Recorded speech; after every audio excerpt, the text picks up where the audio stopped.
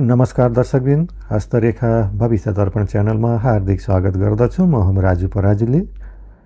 दर्शकबिन, यदि तपाईँ आफ्नो हातको रेखा आफै हेरेर आफ्नो बारेमा वर्तमान र भविष्यको जानकारी लिन चाहनुहुन्छ भने यो भिडियो तपाईँको लागि अति महत्त्वपूर्ण हुन सक्नेछ।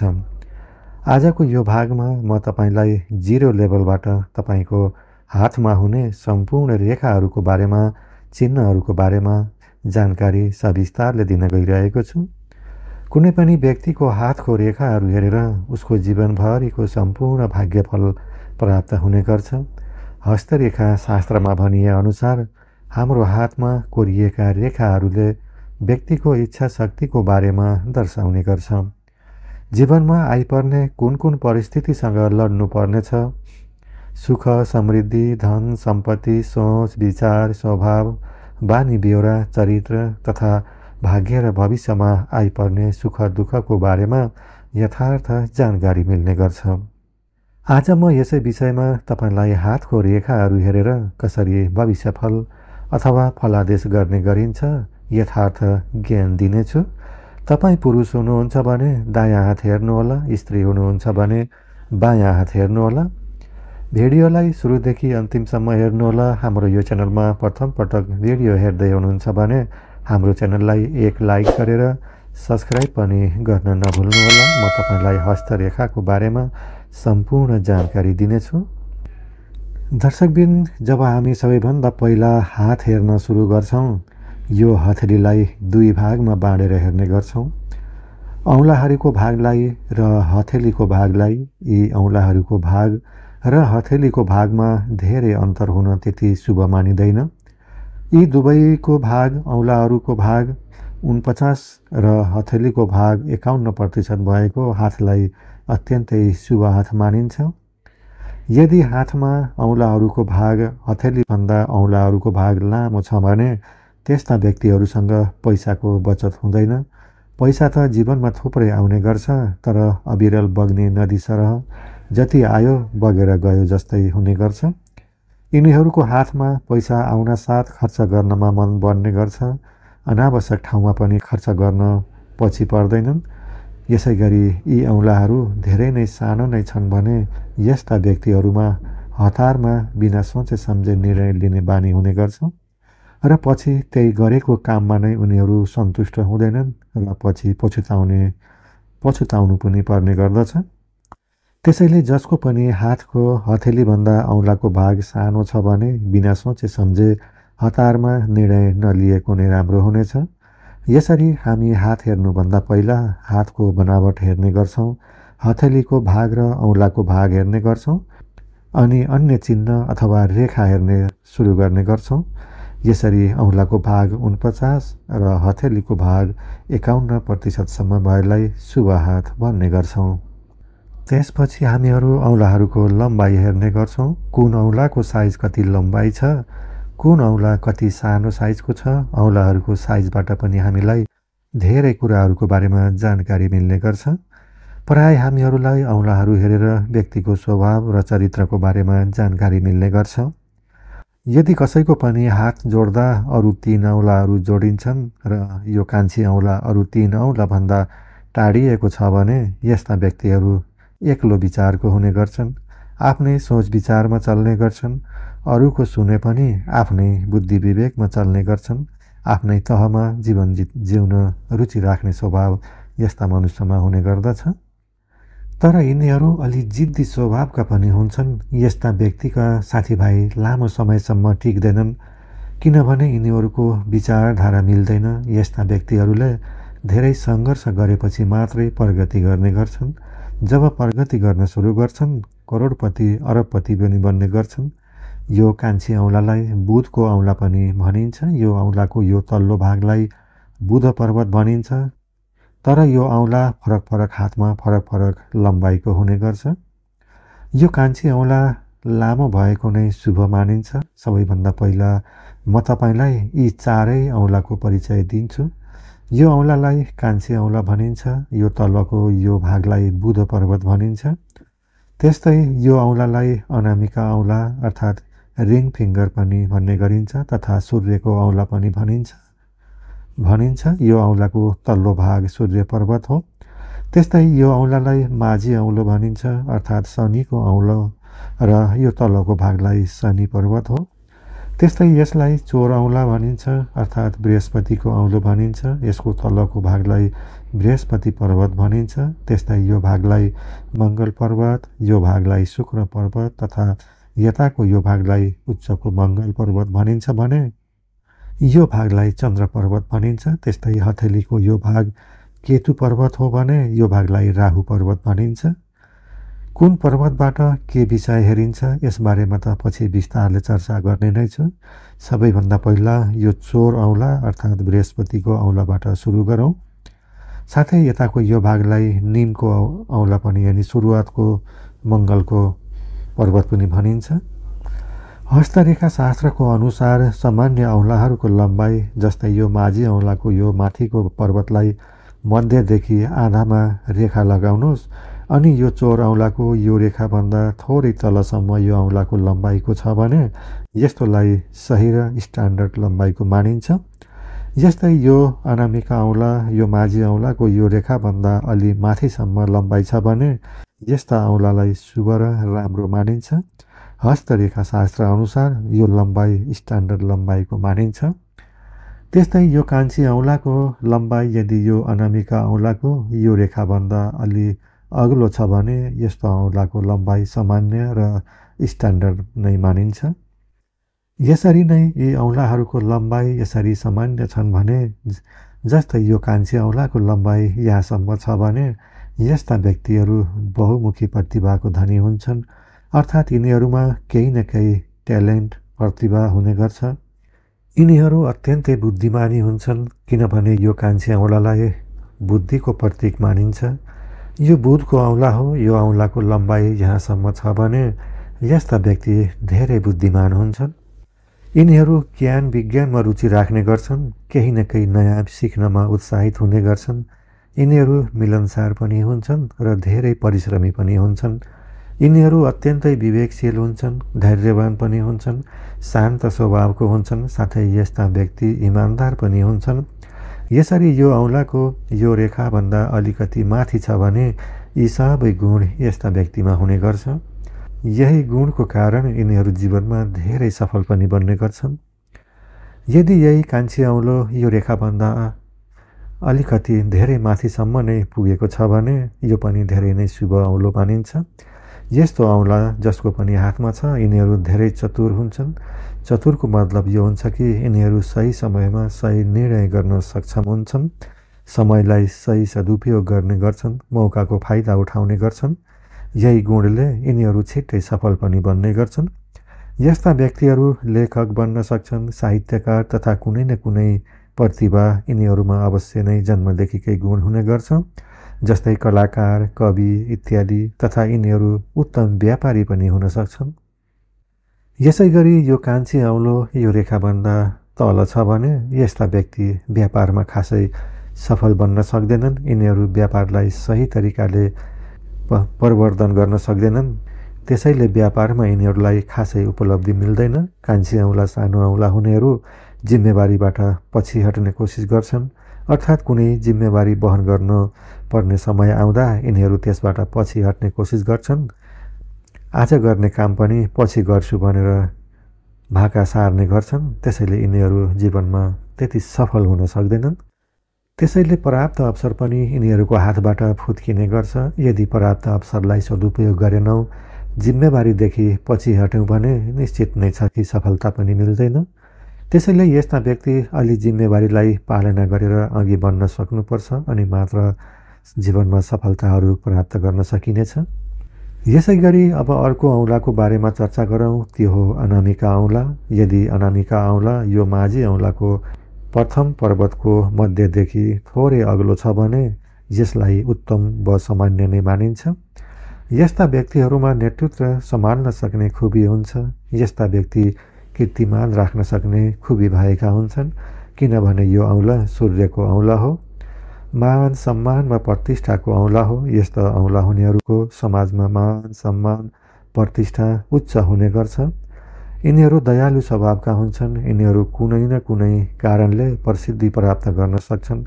कला प्रेमी पनि हुन्छन्। यदि यो औँला अझ धेरै माथिसम्म अग्लो छ भने, अझ धेरै माथिसम्म पुगेको छ भने यस्ता व्यक्तिमा अलि घमण्डीपना पनि हुने गर्छ।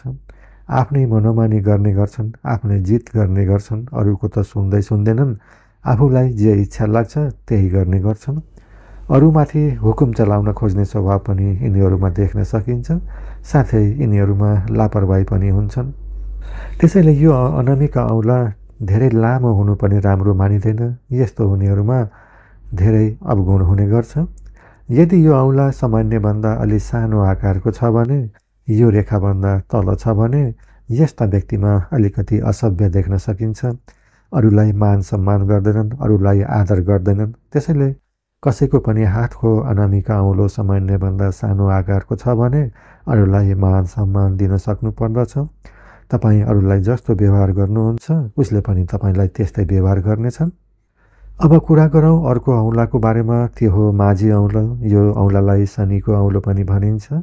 यो औँला अरू सबै औँलाहरूभन्दा लामो आकारको हुन्छ। यसलाई सामान्य आकारको नै मानिन्छ।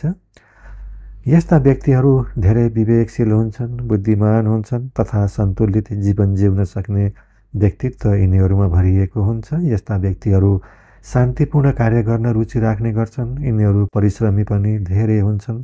जस्तो कठोर परिश्रम गर्नु परे पनि पछि हट्दैनन्। साथै यिनीहरू मैत्रीपूर्ण स्वभावका पनि हुन्छन्। यदि कोही पनि व्यक्तिमा यी सबै गुण हुन्छ भने अवश्य नै त्यो मनुष्य कामयाब र सफल बन्न सक्छ। त्यसैले यो माझी औँलो सबै औँलाहरूभन्दा लामो हुनु नै शुभ मानिन्छ।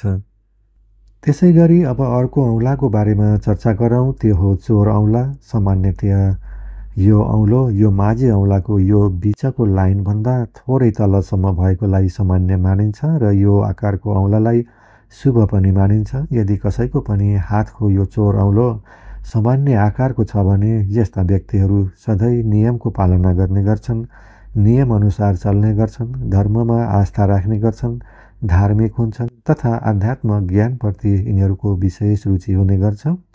यो चोर औँलालाई बृहस्पतिको औँला भनिन्छ। यसरी नै यो औँलाको साइज सामान्य छ भने यिनीहरू ज्ञानी हुन्छन्। अरूलाई ज्ञानको मार्गदर्शन गराउन सक्ने खुबी पनि यिनीहरूमा हुन्छ। समाजमा गण्यमान्य व्यक्तिमा यिनीहरूको नाम अथवा चर्चा हुने गर्छ। धार्मिक चरित्रवान, ज्ञानी तथा मर्यादित व्यक्तित्व भएका यिनीहरू हुने गर्छन्। यसै गरी यो औँलो सामान्यभन्दा लामो छ भने, यहाँसम्म नै पुगेको छ भने यस्ता व्यक्तिहरू भने अहङ्कारी हुने गर्छन्, कम धार्मिक हुन्छन् या फेरि यिनीहरू घमण्डी स्वभावको हुन्छन्। मै जान्ने सुन्ने हुँ, मै बाठो हुँ भन्ने अहङ्कार यिनीहरूमा हुने गर्छ। आफ्नै जिद गर्ने गर्छन्, आफ्नै हुकुम चलाउन खोज्ने गर्छन्। तर यिनीहरू मनोरञ्जनको पनि धेरै शौकिन हुन्छन्। त्यसैले यो चोर औँला सामान्यभन्दा लामो आकारको छ भने व्यक्तिलाई अहङ्कारी बनाउने गर्छ। त्यस्तो व्यक्ति अहङ्कारी र घमण्डी हुने गर्छन्। त्यस्तै यो औँला सामान्य आकारभन्दा सानो साइजको छ भने यस्ता व्यक्तिहरू भने आफ्नो कर्तव्य र जिम्मेवारीबाट भाग्ने गर्छन्। यिनीहरूमा स्वार्थको भावना पनि हुने गर्छ। अरूको आलोचना गर्ने, अरूको निन्दा गर्ने त यिनीहरूको जन्मजात नै स्वभाव हुने गर्छ। अरूको कुरा काट्ने, आफूसँग सरोकार नभएको विषयमा पनि अरूको चासो राख्ने गर्छन्। अरूको कुरा काट्ने बानी पनि यिनीहरूमा देख्न सकिन्छ। यसै गरी नै कसैको पनि हातको औँलाको लम्बाइ हेरेर व्यक्तिको बारेमा थुप्रै जानकारी मिल्ने गर्छ।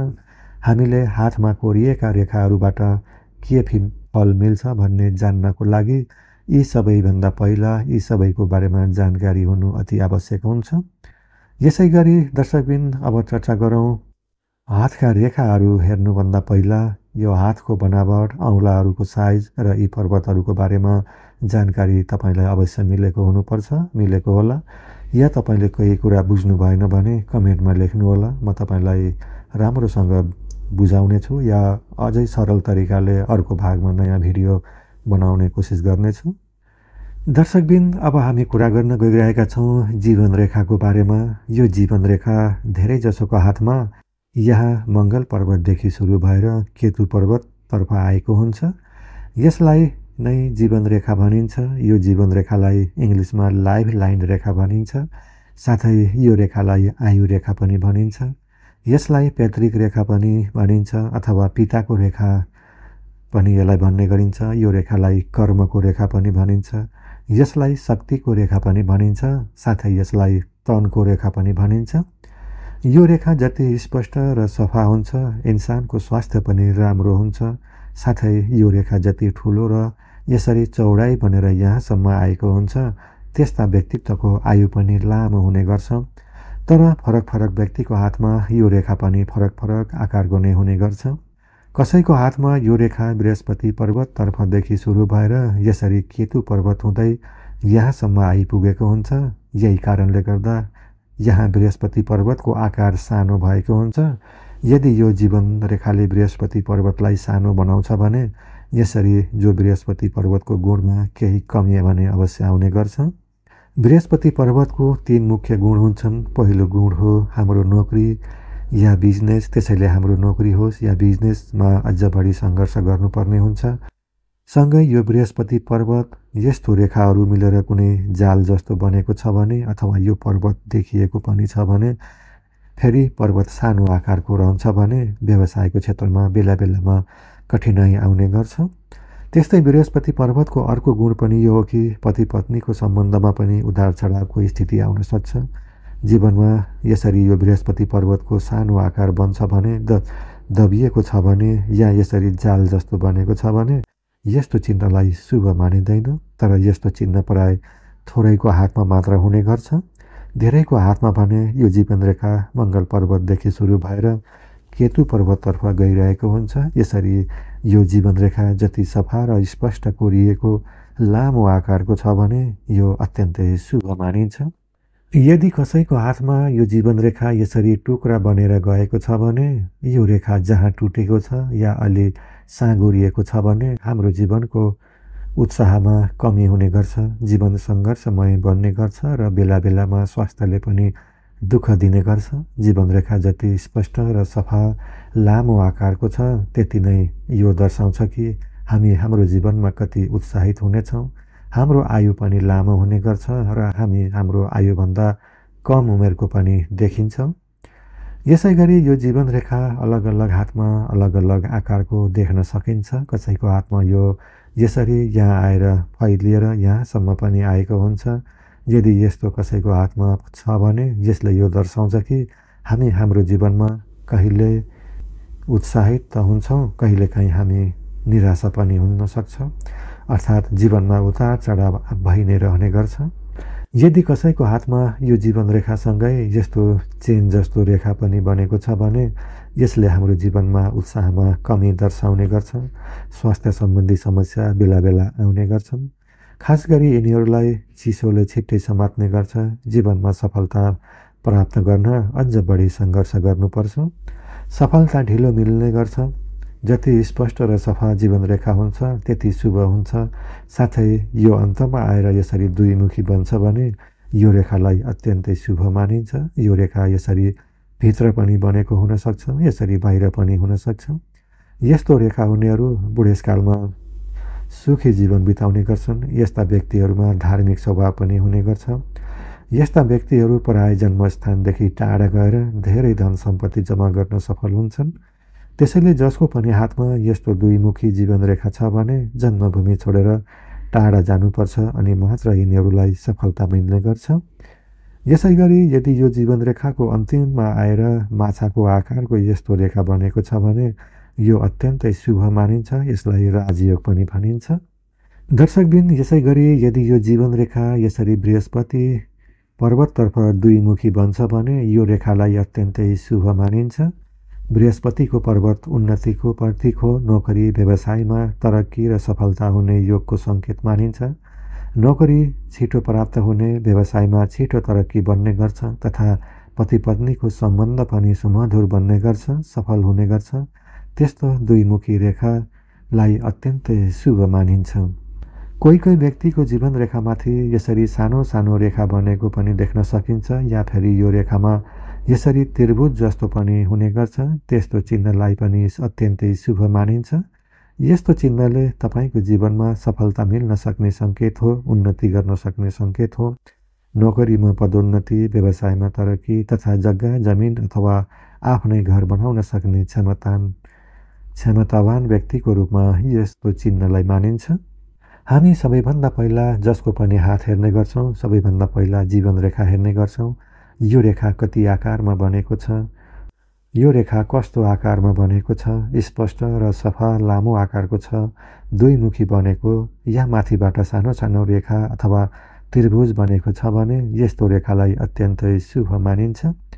यसैगरी यो रेखा बीचमा छुटेको छ, सानो आकारको छ या कतै करसको चिन्ह छ भने यस्तो हातको रेखालाई जीवनमा उतार चढाव आउने गर्छ र जीवनमा सङ्घर्ष धेरै गर्नुपर्छ भन्ने सङ्केतको चिन्ह यो रेखाले दर्शाउने गर्छ। दर्शकबिन, आजको यो भागमा भिडियो अलि धेरै लामो हुने भएकोले यसको अर्को भागमा अर्को भिडियोमा लिएर उपस्थित हुनेछौँ। आजलाई यति नै। भिडियोलाई हेर्दै रहनुहोला, सब्सक्राइब गर्नुहोला। मेरा प्रत्येक भिडियोहरू तपाईँले हेर्न पाउनुहुनेछ र आजको यो क्रमलाई जारी राख्दै अर्को भागमा हथेलीमा हुने सम्पूर्ण रेखाहरूको बारेमा तपाईँलाई म विस्तृत रूपमा जानकारी दिनेछु, ताकि तपाईँले आफ्नो हात आफै हेरेर आफ्नो वर्तमान, भविष्य र भूतको बारेमा तपाईँले स्पष्ट रूपमा जानकारी मिल्न तपाईँलाई सफलता मिल्नेछ। भिडियोमा नयाँ हुनुहुन्छ भने सब्सक्राइब गरेर हामीसँग जोडिनुहोला, हाम्रो च्यानलमा जोडिनुहोला, ताकि मेरा प्रत्येक भिडियो युट्युबमा अपलोड हुनसाथ तपाईँलाई नोटिफिकेसन प्राप्त हुन सकोस् र तपाईँले हस्तरेखा ज्ञान सिक्नमा तपाईँलाई सहज होस्।